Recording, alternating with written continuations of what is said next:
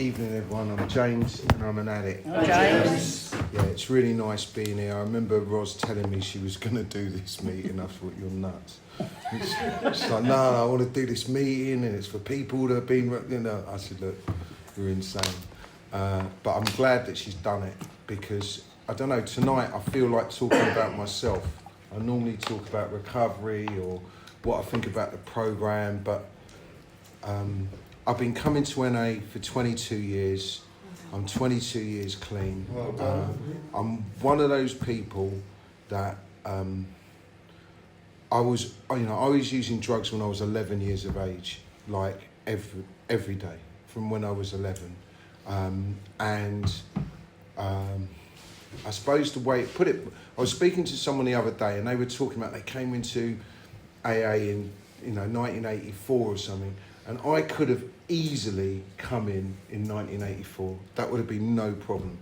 Because by then I was taking Class A drugs pretty much every day. I was dealing, I was stealing, I was doing all kinds of stupid shit. I'm one of those people, just really briefly, I'm one of those people who, like nowadays, lots of people say they've got ADHD and all this business. I had it before. It was called Get Out. If you do that again, I'm going to hit you and get out. And that's what I was like. I'm really left-handed. I can't sit down. My brain goes at 500 mile an hour. And I'm really, really dyslexic. Weirdly enough, about 18 months ago, I decided I wanted to become a dyslexic teacher, right? Which is fucking ridiculous if you're dyslexic, right? And so the first thing, I went to the first day of the course and they gave me 5 books to read. And I swear to God, that's 4 more than I've ever read. I've got 3 degrees, I never read any books. I just can't read really, like not more than about 5 minutes and I'm done. So I was just like, I asked my mum what was I like when I was a kid and she said, you never ever accepted no. And then she walked off and I could see the resentment was still there. So I never pressed her on it. But I have to be honest, when I got clean, she got all the money I stole from her back, all the money I lied to her about. I was the kind of person, I remember when I first went off to college, she sent me up these boxes from Mox, and like big boxes like that, full of shit, like pajamas and things, right? And I took them straight back and scored with all them. Like literally, I didn't even think about why would I want pots and pans. It just went straight back, and that's just what I was like, And I know now that I have a problem with my spirit, and I'm not sure, but I think it's because of all of the mental things that go on into my head that I got told off so much when I was a kid. That's where I ended up. I used to wet the bed a lot, when I was a kid till I was about 11. And I had a big machine with fucking tin foil on my bed. And I was meant to, when I wet the bed, the machine would go off and all this kind of stuff. And, I went to boarding school when I was about 3.5 till I was about 10. So I was just all over the gaff, really. Do you know what I mean? I met my dad for the first time when I was about 14, and I just used drugs. That's just what I did, and everyone else I knew, and I wouldn't want to know you if you didn't use drugs. I wasn't interested. And it kind of worked in a way because it kind of kept me from going to jail. Most of my friends went to jail. That's where they went. They went to Feltham, they went to Hollandsey Bay, they went to Pentonville, and then a few people died. That's kind of the people I knew, right?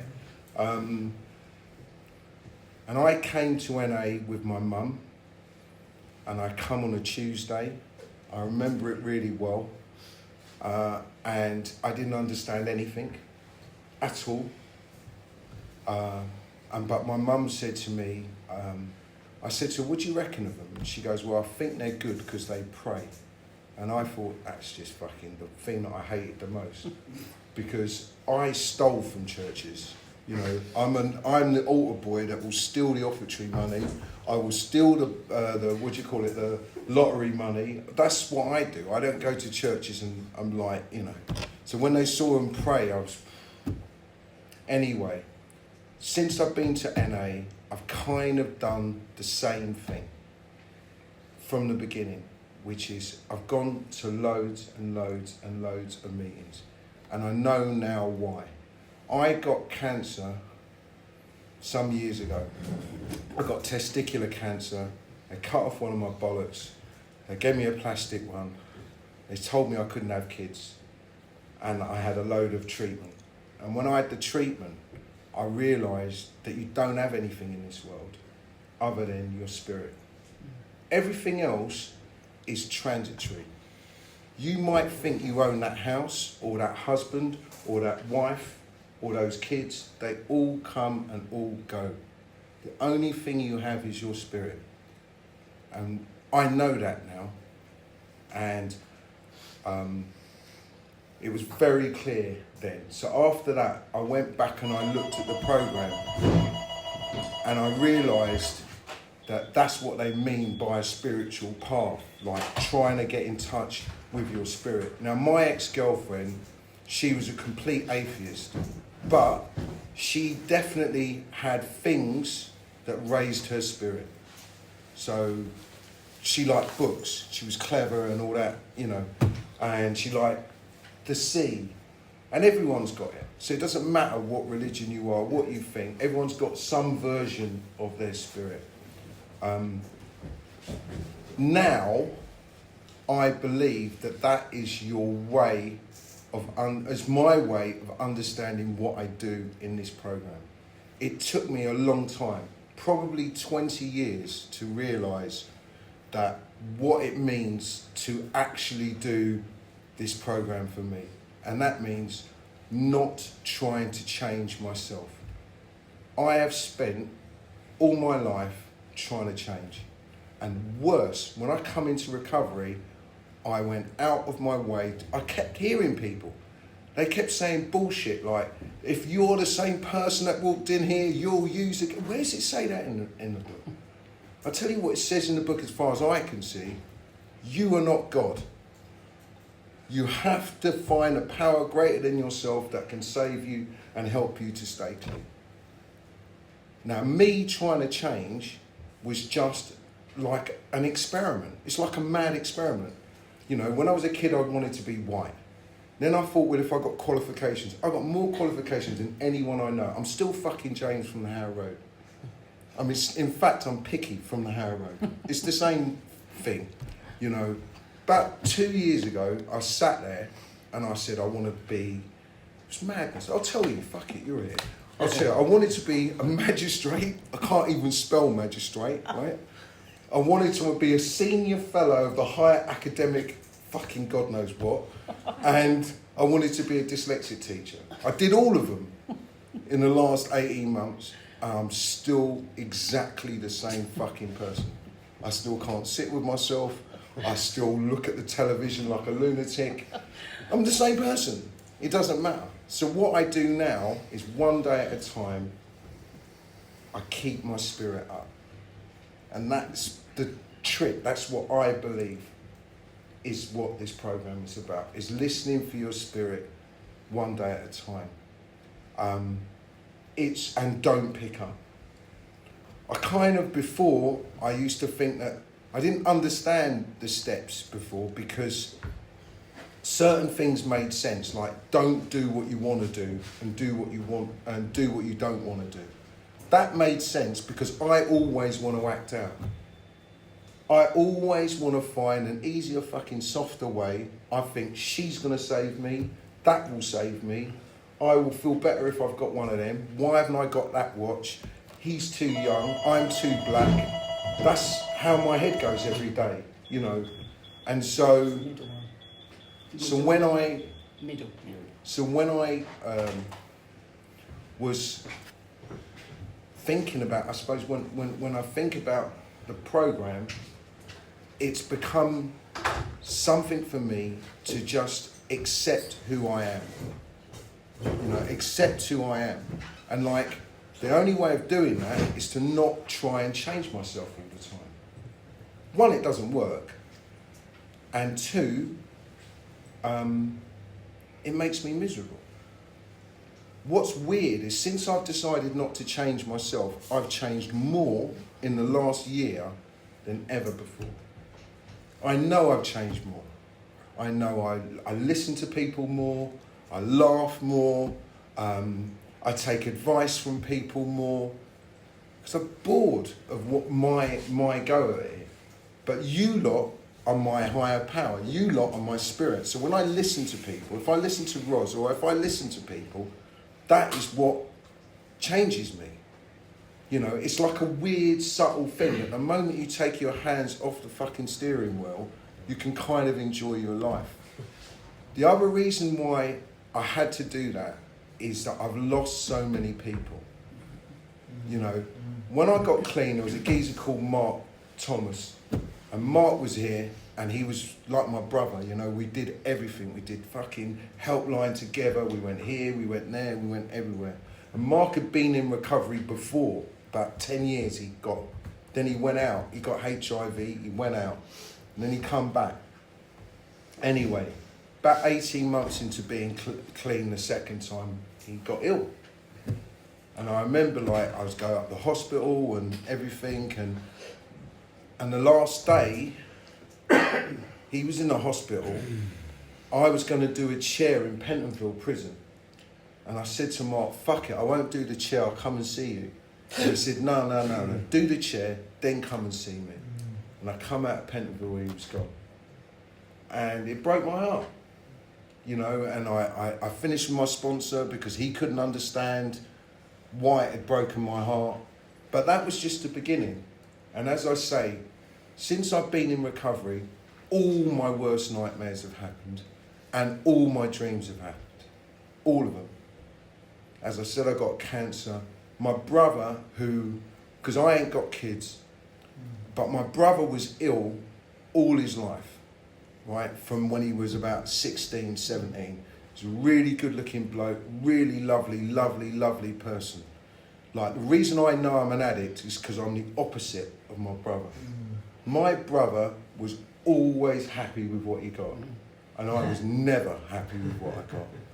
You know, that's just what Tone was like, right?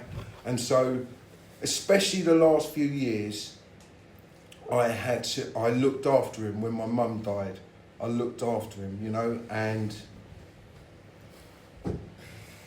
that was like an immense privilege, I guess. Do you know what I mean? And that happened because I got clean, I could do that job, you know, and I sat with him right till the last day. You know, my mum, she got ill, she got a cancer, and you know, when you clean your mum, it's like you grow up. Most men are like fucking kids, and I'm a man. Most men are like kids. We wear the same shit we got when we were 11, we think the same way, that's just how we are. And then something happens. And for me, it wasn't lifting my mum onto the X-ray machine and she's a bag of bones. That always haunts me. But it's doing her personal care and putting her on the toilet and cleaning her and that kind of stuff, which you go, okay. And then she said to me, don't worry, James. She said, you know, that's what you have to do, that's what you do. And I could only do that because I'm clean. That's just the truth, you know what I mean? And then I've had amazing things happen since I'm clean. I remember I started this company, it was so fucking insane. I started this company called Winkball with this geezer, right? And this geezer just had an endless amount of money. And he was a bit like me, he was quite hyperactive. So between the two of us, we just created this video company by spending a fortune. We didn't make any money, but we had like fucking, and then after about a month, or no, about 6 months, people from NA who had 30 days wanted a job. And James is fucking Mr. Spiritual. I'm giving everyone a job, right? but it's just getting out of control. So I don't stop it. I just walk away and leave someone else. So if you were new and you had 30 days, you could be a video reporter and you get 30 quid for 3 hours work, which is a touch, right? I mean, none of the work was done. It was just a chaos, but we had about 40 people working for Wink. I'd come in and I'd see the window over there with new recruits and I'd just keep walking. It lasted about 18 months, but it was insane. Do you know what I mean? It was completely insane. And we had loads of fun. And there was a geezer called Fred, who was Fred, when I knew Fred since we were very small, and he used the same drugs as me, like, that kind of thing. His brother was always on the gear. Anyway, Fred was really ill when I seen him, and he was outside the bank, and he used to beg outside our local bank on the cardboard, and the last time I seen him, he was so fucking yellow. And when you see someone and you think, that geezer's gonna die. He's just too yellow. His his liver's stopped, And I begged him, go to the fucking trip. And I always used to say, come to the meetings. Anyway, and he just would give you all of the stories. Anyway, 3 months later, I'm in a meeting on the Harrow Road and he walks in, And he went from there, to getting teeth, because he didn't have no teeth. Do you know what I mean? He did the wink ball thing with me. And I remember we were in fucking South Africa on Tabletop Mountain getting paid, thinking this is insane. We come from the Harrow, this is mad. You understand? And he got 15 years clean and then he died. And it was weird with Fred because he rang me in the September. I knew he was ill, but he rang me in the September and he said, will you be my best man? I said, well, of course I'll fucking be your best man. Because I want to get married, will you be my best man? So I was his best man in sort of October, and then I read his eulogy in January. You understand? And that's the kind of thing in recovery that's just what I see, And that's why, and there's lots of them, but that's why I know that if I believe that I control my life, I'm fucked. Because great things like that happen, and so I know that I have to hand that over. I was thinking about it a while ago and I thought to myself, I'll be honest with you, if I die tomorrow, I'm happy. I've done loads of fucking crazy stuff. I really, I'm happy. Because we all got to go, I'm happy. I think that recovery saved me because my head is crazy. And so if I wasn't here and I didn't get the love that I've got from people in here, I don't know where I'd be. I think there's a lot of the time people forget how much other people help you in here. I know me, and so many fucking people have helped me so much. It's ridiculous. Ridiculous. The love, the support, the friendship. Because my character is not great. Because if you've got attention deficit problems, you forget everything. That's just what you do. If you're dyslexic, I know that now. I studied that stuff. You forget everything. I talk over people. I forget, Ross has rang me 4 times to make sure I'm here. I said to her, yes, I'm going to sleep outside because it's now, I've forgotten. You understand? And the love, it kind of blows me over, do you know what I mean? It really does. It just blows me over. And yeah, I help people too, but that's only because I was taught that here. And and now I believe that you just do one day at a time, dependent upon your spiritual condition. And weirdly enough, that's what it says in the book. I don't think you can do it. I don't think you can stack recovery. I don't believe that. And I don't believe that you get what you can handle. I don't believe you get what you need. I think you get what you get. Whether you can handle it, whether you need it, whether you fucking want it. You get what you get. You know, I've got friends, they lost their husbands, they lost their wives, they lost their fucking kids. That's what happens. Do you know, I had a brother in Greece. It hurts me when I think about it. You know, we were so close since I was a kid. He showed me life, George. He said, look, this is what the sea looks like. When you live where I live, you don't get to see shit like the sea and lobster and fucking... You don't see that stuff. You know, we don't have that stuff. You understand? And he rang me up last year. He said, I'm ill, got cancer, but I'll be all right. I said, I'm coming tomorrow. No, I'll be all right. Come when I'm out of the hospital, then we can spend some time next week. I'm coming. No. James, please, don't. He went. I got a call.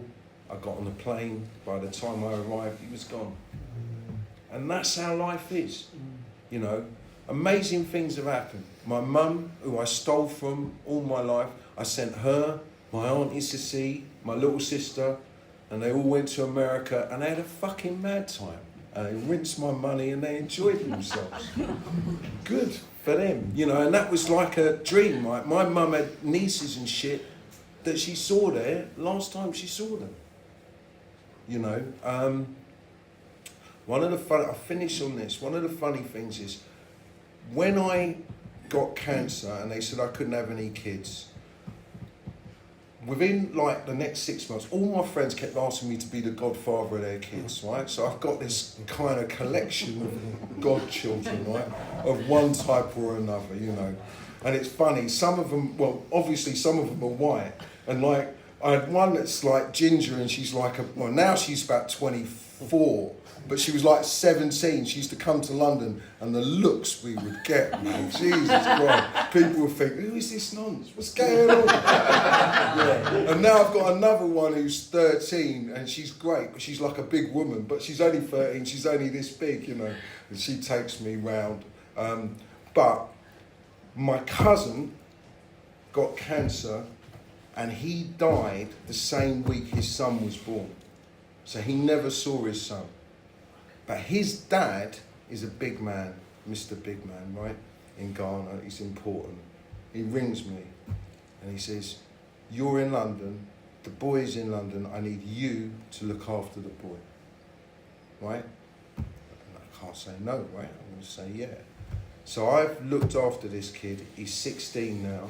He's amazing. He come and watched the game with me last night at home. And I believe that that was my higher power saying, I'm going to give you someone to keep the spirit up when I was ill. And he's a fantastic kid. Do you know what I mean? And he's very, very different from me. He's like a normal person. I've told him already he's going to have to look after me because clearly he knows how to run life. I don't. But yeah, Seal is he's like my son, you know. He is my son. You know, some days I want to tell him that. I don't because I respect his dad. You know what I mean? And I respect him, but I want to tell him that. And I've done everything for him. You know, everything. Bicycle, primary school, secondary, everything. And I feel blessed with that. And that's why if it all goes, it's been fine. It's been fine. And so if you are new, I would say keep your spirit up. You know, keep your spirit up.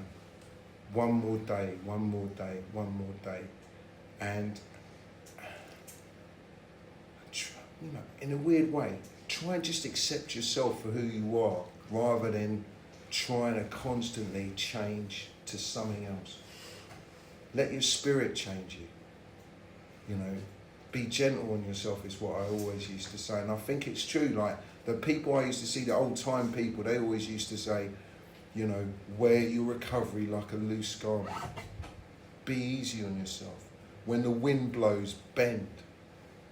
Don't fucking be as rigid because then you snap. So bend and be easy on yourself. Anyway, I'll leave it there. Thanks. Thank you, James. Oh, sorry, turn this off.